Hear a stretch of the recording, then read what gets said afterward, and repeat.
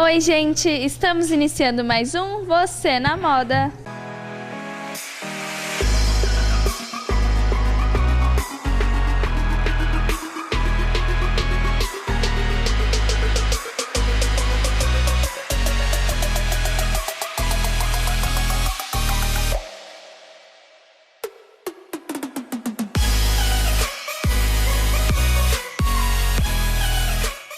E hoje quem está comigo aqui novamente é a Vanessa. Ela já esteve aqui no programa para falar um pouquinho do seu casamento, do vestido de noiva. E hoje a gente tem outro assunto para contar de novidade para o pessoal, né, Vanessa?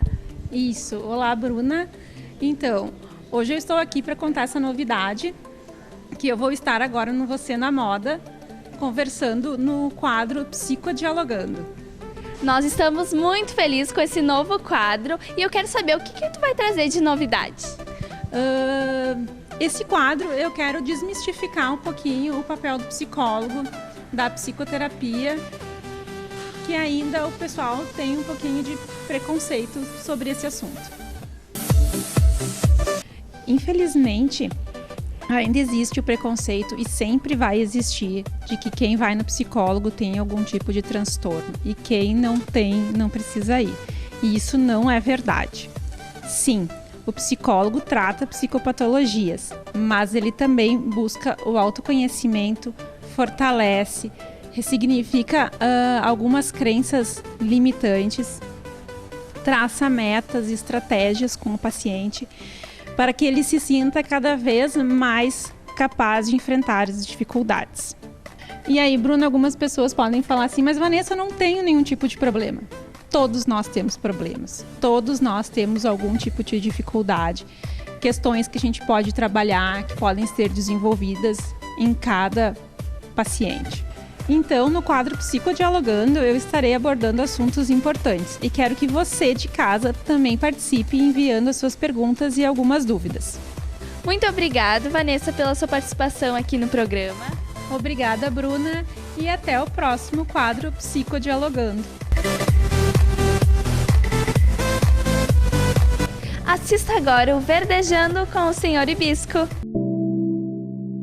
Olá, Bruna! Olá, produção! Olá, pessoal que está em casa nos assistindo.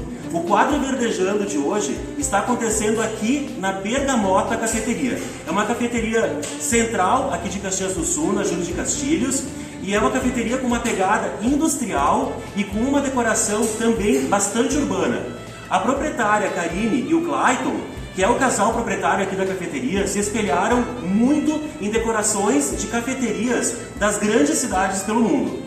Vale a pena vocês irem conhecer, porque é um canto super bacana, super transado e que, com certeza, você e seus amigos irão amar vir no final de tarde fazer um happy hour, tomar aquele café, enfim.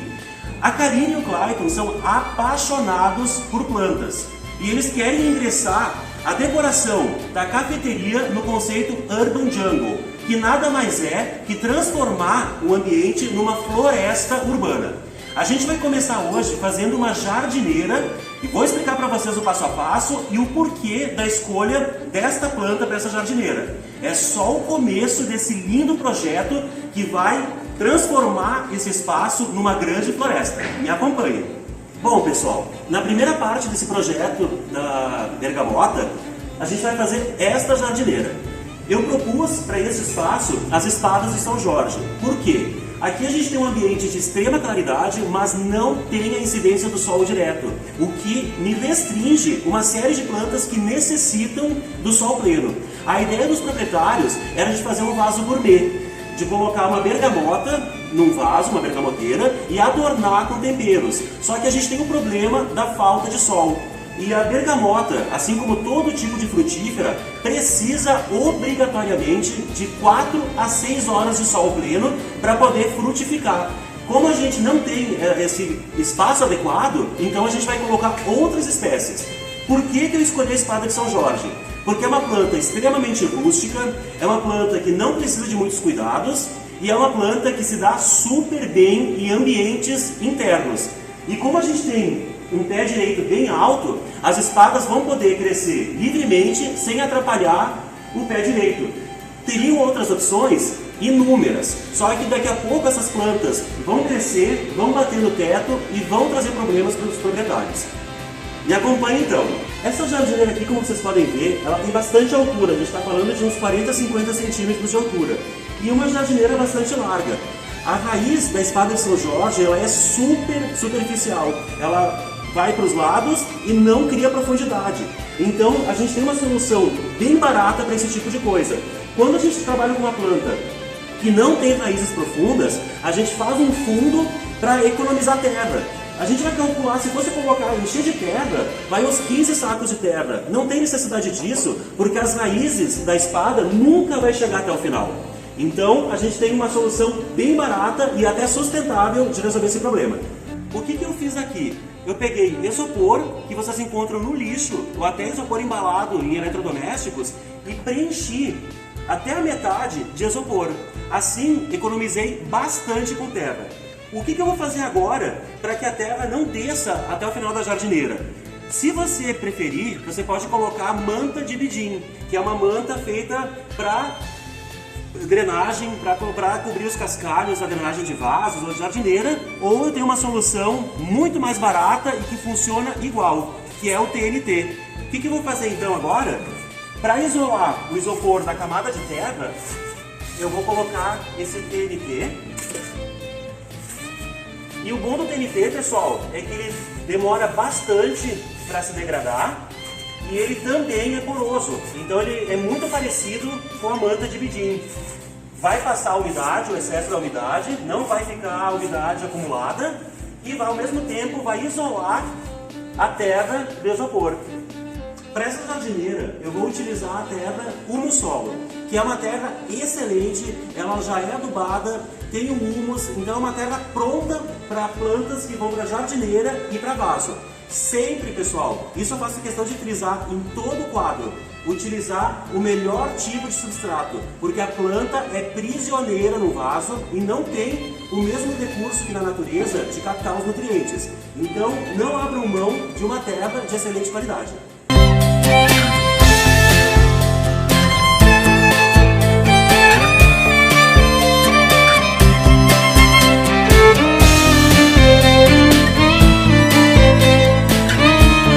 Como vocês podem ver, eu estou separando as espadas porque é uma planta muito agressiva, o crescimento dela é muito rápido. Ela emite essas raízes e vão emitir várias brotações novas. Então não tem necessidade de eu plantar muito junto, porque em um mês, dois, vão emitir vários brotos novos e vai super preencher essa jardineira. Então o que eu estou fazendo? Separando de vasos que a Karine já tinha na sua casa. Então a gente está reaproveitando essas espadas para replantar aqui na jardineira.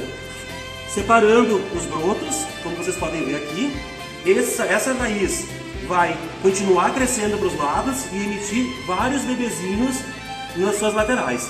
Então, daqui 6 meses, isso aqui vai estar super preenchido.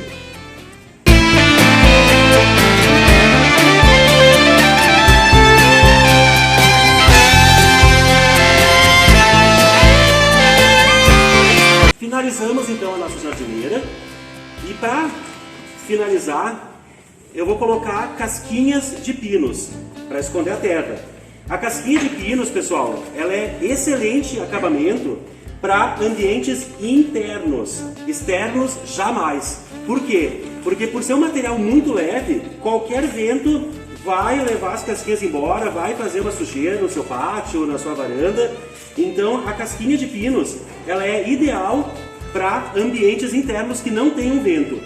Outra coisa bacana da casquinha é que ela é um material orgânico, não tem nenhum tipo de tratamento e ela vai liberando lentamente nitrogênio e outros tipos de adubos orgânicos para o solo, contribuindo também para as plantas. É um acabamento rústico, natural e dá um efeito bem bonito.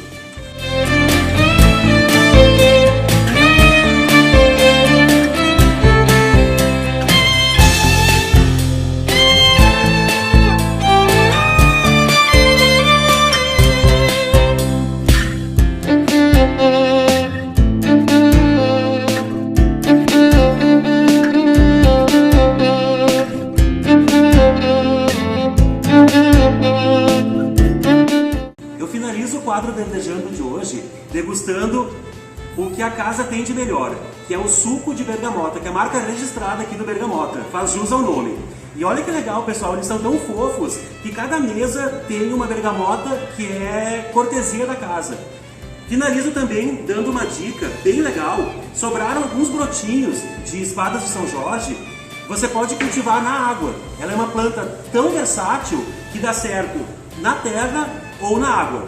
Só que se você resolver cultivar na água, é interessante colocar umas gotinhas de adubo líquido uma vez ao mês e trocar a água, pelo menos uma vez por semana, porque senão vai acabar apodrecendo as raízes. Então é bacana trocar uma vez por semana e uma vez ao mês, umas 4 ou 5 gotinhas de adubo líquido.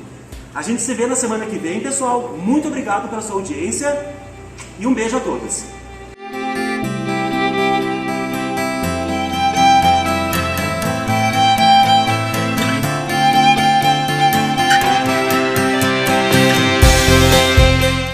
Aconteceu no dia 13 desse mês o desfile de reinauguração da loja Dia e Noite, que é nossa parceira aqui do programa. Confira algumas fotos. E hoje eu tô aqui na reinauguração da loja Dia e Noite, localizada aqui na Sinimbu, e eu tô aqui com a Juliana, que é nossa parceiraça do programa. Convidamos a todos para virem conhecer o nosso espaço e a nossa nova coleção de primavera-verão.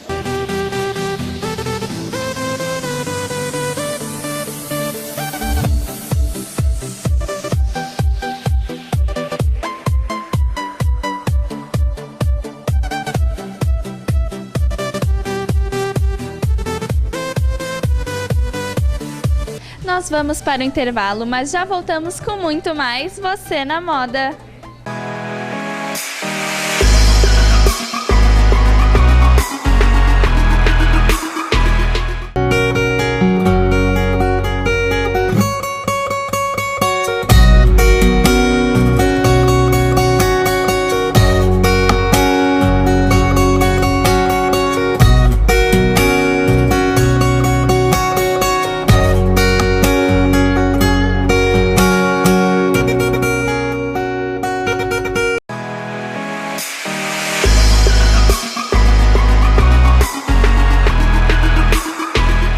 Estamos de volta com Você na Moda. Confira agora os aniversariantes da próxima semana. Parabéns pra você nessa data. Confira o quadro Música com a Poliana. Olá, tudo bem com vocês? Voltamos com mais um quadro musical. Hoje eu estou aqui com o compositor e produtor musical Alexandre Hermes. Tudo bem? Seja bem-vindo ao meu quadro musical. Obrigado pelo convite, Poliana, é um prazer, espero aqui responder, ajudar aqui esse teu trabalho. Sua carreira na música começou muito cedo, com quantos anos? Eu nasci no meio musical, né? A minha mãe cantava, meu pai tocava flauta, eu sou o último filho de 6, vieram 5 depois de 14 anos em eu, então eu sou bem temporão, né? E como 2 deles tocavam profissionalmente em conjunto, na época eles chamavam de conjunto, né? Hoje é banda, grupo musical. Mas 2 deles tinham esse trabalho profissional com música. Então eu cresci nesse meio musical, né? Cresci vendo eles tocando, vendo meu pai tocando, minha mãe cantava também. Então, tem um detalhe que um dos meus irmãos, o conjunto dele, eles ensaiavam no subsolo da casa dos meus pais, né? E eu, piá, estava sempre ali no meio, querendo, tá? Eles tentavam evitar porque era trabalho, né? Era trabalho deles. E eu, piá, queria tocar tudo, né? Todos os instrumentos, né? Então eles evitavam. Mas de vez em quando eles me deixavam participar dos ensaios, né? Uma coisa muito legal que eu lembro é que de vez em quando eles abaixavam o banquinho da bateria para eu alcançar nos pedais, né? E acompanhar eles lá do conjunto. Isso eu tinha o quê? 5, 6 anos de idade, então de vez em quando eu acompanhava o conjunto, mas eu estava sempre no meio. Então, desde piá, assim, eu cresci no meio musical, vendo eles tocando, vendo eles cantar. E tudo começou ali, né?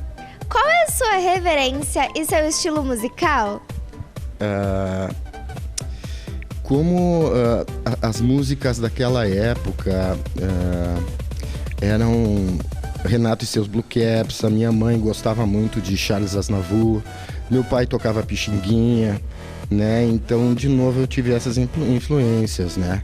Mas quando eu comecei a ir para o colégio, a gente começa a conhecer pessoas, conhecer músicas novas e aí eu descobri o rock, né? O primeiro disco de rock que eu ouvi, aquilo me fascinou, né? Não parei mais dali também, eu fui colecionador de discos. A minha preferência musical foi pro rock progressivo. Eu sempre gostei muito desse trabalho musical, o trabalho artístico como um todo do progressivo, né? Eles também são músicos performáticos, eu gosto disso também, né? Mas essa musicalidade, trabalhar bastante harmonia, melodia, frases, ritmos, né? Isso me chamou muito a atenção e é algo que eu sempre gostei e procurei buscar cada vez mais. Junto com isso também teve o que eles chamam de heavy metal, né? Que é Black Sabbath. Isso também, hard rock como Deep Purple, Whitesnake. Então essas foram as minhas influências. E como eu já estava tocando, né, lá pelos meus 13, 14, 15, né, já tocava bateria, então esses foram os músicos, as bandas que influenciaram inclusive a minha maneira de tocar depois, né? Você teve um estúdio de produção por 20 anos. Conta um pouco pra gente sobre esse estúdio. Sim, Poliana, eu tive até mais. Eu sempre estive no meio da música, né? Então a gente estava sempre gravando. Chegou um momento em que eu gravei um disco e aí não deu certo aquilo e aí eu resolvi parar e aí me tornar empresário, né? Vai fazer o que com o conhecimento musical que eu tinha? E na época não tinha muitos estúdios de gravação aqui em Caxias, né? Então aí eu montei um estúdio de gravação e comecei a trabalhar com isso. E algo que eu notei foi que muitos dos músicos que entravam lá no meu estúdio para gravar, eles não tinham muito o conhecimento, algumas detalhes de gravação, né, para deixar a gravação melhor. E eu comecei a ajudar eles, né? Eu ajudava por mim, a minha vontade era que eles saíssem do meu estúdio com um trabalho bem gravado, que eles pudessem utilizar aquilo, né? Então essa história do produtor musical foi uma consequência natural, assim, né? O pessoal me contratava para trabalhar nos CDs inteiros e de repente quando eu vi estava lá meu nome, produtor musical, no CD, né? E eu ajudei bastante, muitos músicos, foi uma experiência muito legal, fiz muitos amigos, ter o estúdio de gravação foi um crescimento musical muito grande para mim, tecnicamente, também deu uma ampliada no meu conhecimento, nas minhas preferências musicais. Porque o músico, ele acaba tocando aquilo que ele gosta, aquilo que ele prefere, né? E quando a gente está no estúdio, a gente tem que trabalhar com quem chega ali e te paga. Por exemplo, aqui em Caxias tem ainda, né, muitos grupos gauchescos. E eu trabalhava bastante com esse pessoal, né? E a gente acaba fazendo amizades, a gente tem amizades até hoje, né? São ótimos músicos que eu descobri. Posso dar um exemplo, teve uma vez de um artista que quis fazer um trabalho de MPB. E eu não conhecia MPB, né, para saber. Então, o que eu fiz? Comprei CDs. Na época, eu lembro que era o Djavan que estava no auge, estava tocando nas rádios Djavan. E eu comprei os trabalhos do Djavan e fui ouvir Djavan. E, de fato, eu tive que reconhecer que Djavan é um excelente músico, uma produção excelente, uma qualidade de áudio excelente, né? O estúdio, eu sempre busquei os melhores como uma orientação, né? Então eu escutava os melhores, quem estava no topo, né? E sempre busquei estudar esses artistas, esses músicos, como eles faziam a música. Por isso que o estúdio me ensinou muito sobre música, né? Ampliou bastante o meu horizonte musical. Teve em torno de 100 trabalhos produzidos. Pode falar um pouco sobre algum deles? Nossa, Poliana. Se fizer a conta, eu tive estúdio por mais de 20 anos. Se a gente colocar na conta 15 trabalhos por ano, isso aí daria uns 300 trabalhos, gravações. Foi mais do que isso. Porque muitos músicos chegavam lá também de vez em quando para gravar uma música, 2 ou 4 músicas, né? Mas tinha muita gente que vinha para gravar o trabalho inteiro, um CD inteiro, de 12, 15 músicas, né? Então, mais ou menos esse número que você deu aí, os 100, mais ou menos são trabalhos que tá o meu nome como produtor ali, né? Que eu, na verdade, ajudei eles a fazerem. Posso citar esse de MPB, que é do Samuel Sodré, que foi um trabalho muito bonito que a gente fez. Foi ali justamente o momento que eu descobri, MPB tem sua qualidade, né? Trabalhei com muito metal, uma gurizada de rock, tem músicos muito bons também. Teve um trabalho que eu achei muito legal, que foi um missioneiro, Jesus Oliveira. Ele chegou para mim e disse: eu quero que tu produza meu trabalho, que é violão e voz, tá?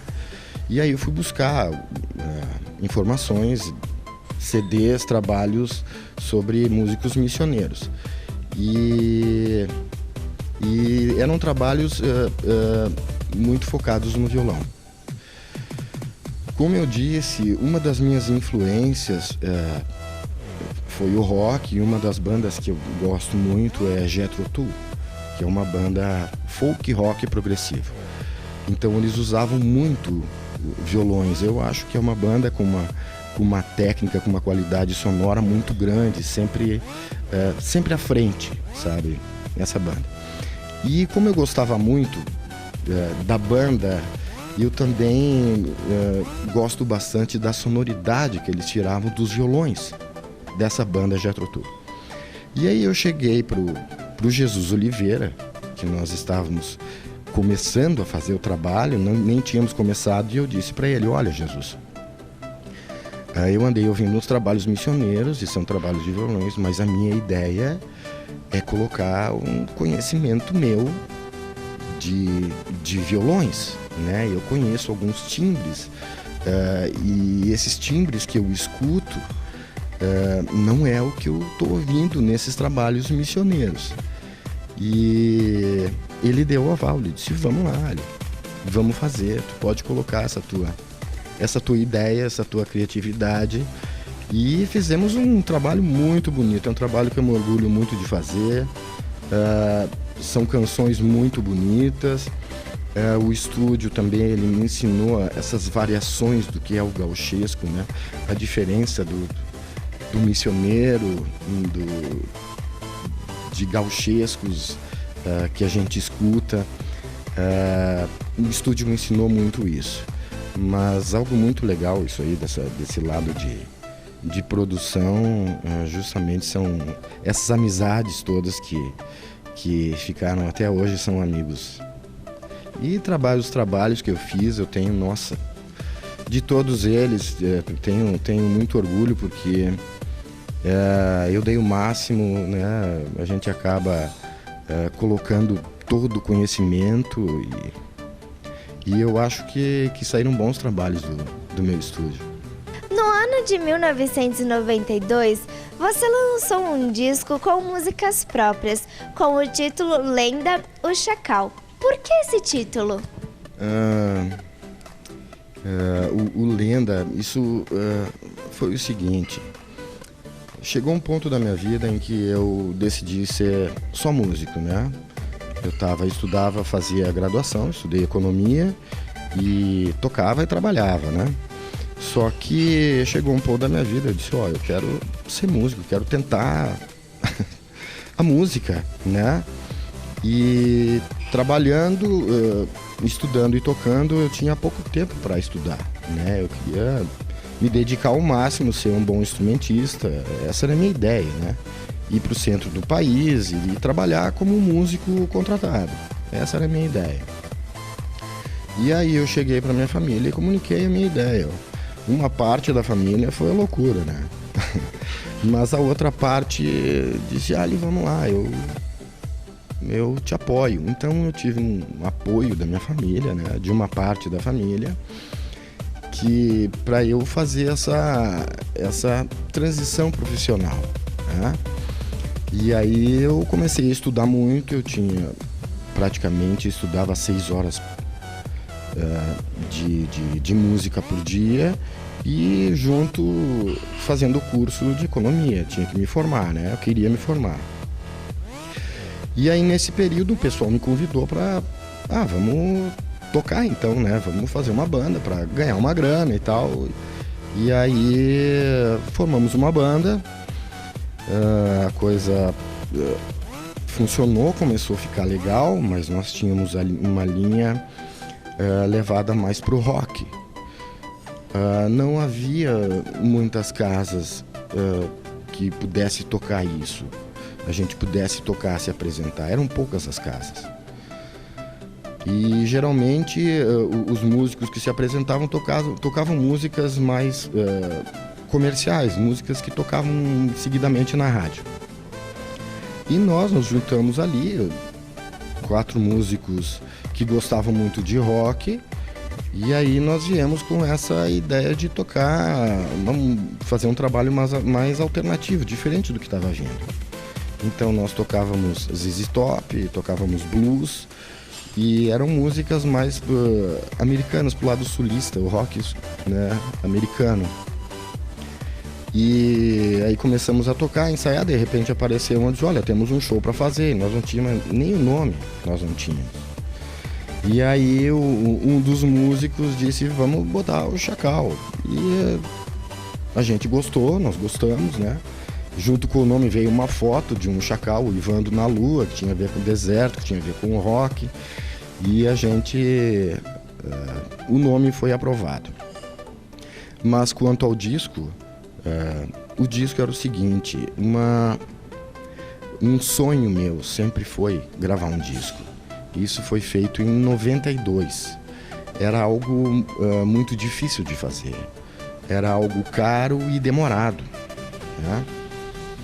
Mas era algo que dentro de mim eu dizia, olha, eu queria que a minha música tocasse na rádio, a minha música tocasse na rádio, né? E aí nessa banda comecei a ir atrás de dinheiro, conversei com um dos meus irmãos, justamente aquele que ensaiava quando eu era piá, né? Ele se tornou empresário e aí bati nele, né? Disse, cara, eu quero gravar, tu me ajuda. E ele disse, vai lá que eu te dou uma mão. Junto com isso também, né? Ele bancou uma parte do trabalho. A outra parte, a minha família, a família dos músicos, nós, né? Os amigos ajudaram, fotografia, arte da capa. Teve um dos músicos que, um dos amigos, ele tinha uma malharia, e aí ele na malharia, ele colocou a estampa da capa e deu as camisas para nós. Então, quando nós fazíamos shows, nós vendíamos as camisas e nós vendíamos o disco antecipadamente. Anotava o endereço e tal, blá, blá, blá. Naquela época nós tínhamos que gravar em Porto Alegre, né? E 6 meses demorou pra gente gravar o disco e demorou mais 5, 6 meses até chegar o vinil. Era um trabalho muito demorado e difícil. Lenda porque para mim existem lendas vivas, né? Que são pessoas que fazem algo, uma superação muito grande. Para mim foi uma superação isso. Fazer esse trabalho, gravar a minha música, só o fato de já gravar já era uma dificuldade enorme, era algo quase impossível de fazer. Então, por isso o título Lenda. E outra coisa, a própria música Lenda, no refrão da música diz lenda, espaço e tempo para você criar, né? E eu acho que isso também é vida, né? A vida é a gente usa um espaço, usa o tempo e cria cada um a sua história, né? Eu acho que é isso aí, é por aí. Na sua opinião, o que é preciso para ser um bom produtor musical? Um bom produtor musical, ele tem que ser músico, ele tem que ter faro do que anda acontecendo na música, ele precisa ter noção do limite do músico que aparece, porque todo músico possui um limite, tá? O músico pode passar a estudar uma vida inteira, ele pode estudar uma vida inteira e ele nunca vai aprender tudo. Então, ser músico é um aprendizado. E o estúdio de gravação é uma das partes que compõe esse aprendizado musical para o músico.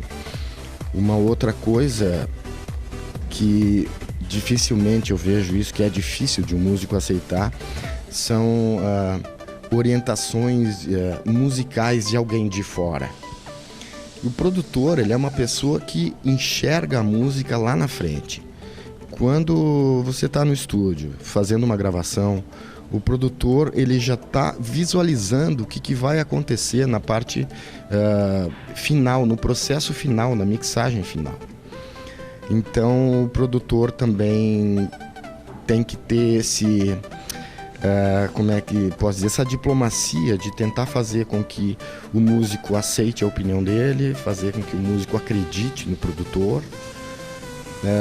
O produtor tem que ser acessível, porque o músico também ele tem uma individualidade, algo dele, que eu acho que isso é fundamental, que também deve ser colocada na música, essa individualidade.